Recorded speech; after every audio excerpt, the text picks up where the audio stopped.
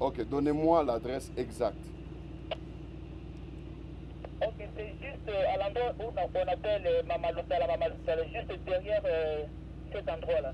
En guerre contre l'insécurité dans sa province, le gouverneur du Tanganyika, l'honorable Christian Kitungwa Muteba, met le pied sur l'accélérateur, d'abord dans la ville de Kalemi. Ce mercredi 14 à jeudi 15 août 2024, l'autorité provinciale s'est privée de son sommeil pour le bien-être de sa population en plein milieu de la nuit, bravant toutes les conditions atmosphériques. Il veut s'enquérir des conditions sécuritaires à Kalemi. Du gouvernorat de province, passant par différents sous-siètes de la police, le gouverneur Christian Kitungwa Muteba fait le constat et donne des instructions fermes sur la sécurité.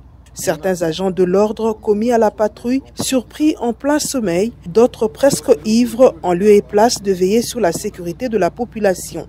Le numéro 1 du Tanganyika a condamné sur place avant de lancer ses projecteurs dans plusieurs points chauds de résistance de l'insécurité, notamment à la place Kisebwe et à côté de la maison de tolérance chez Mamalutala, où plus de 8 présumés bandits ont été neutralisés, retrouvés tous dans une chambre bien garnie d'armes blanches.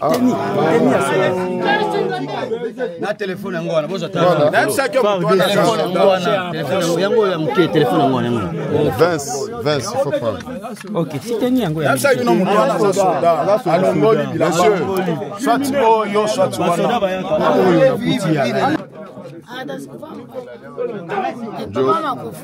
ok, mais maintenant, il y a trouvé.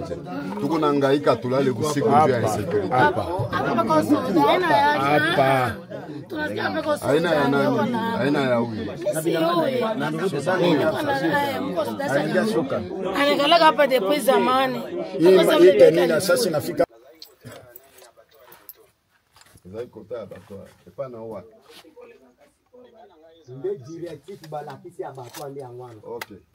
Il est 1h du matin, cap vers Kichanga, où plusieurs maisons étaient déjà dans les viseurs des bandits. Le patron du Tanganyika, l'honorable Christian Kitungwa Muteba, appréhende un bon nombre de suspects civils et hommes en uniforme, présumés complices de la mafia nocturne dans la ville de Kalemi. Au cours de cette même opération, plusieurs effets militaires ont été retrouvés. Le constat est vraiment désolant.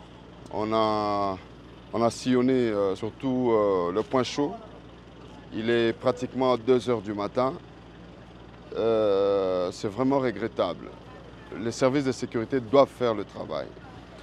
Cette pratique, nous allons continuer à la faire jusqu'à ce que nous allons rétablir l'autorité de l'État ainsi que la quiétude et la paix sur le plan de la sécurité.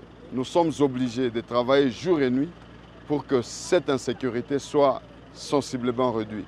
Voilà la raison pour laquelle nous sommes aujourd'hui en route et sur tous les fronts cette nuit. Et nous avons constaté certaines faiblesses que nous allons régler avec le Conseil de sécurité. Et il ne revient pas à être seulement au bureau, mais de palper du doigt avec le groupe qui font la patrouille. Plus rien ne sera comme avant. Le chef de l'exécutif provincial tient mordicus à la quiétude et le bien-être de sa population.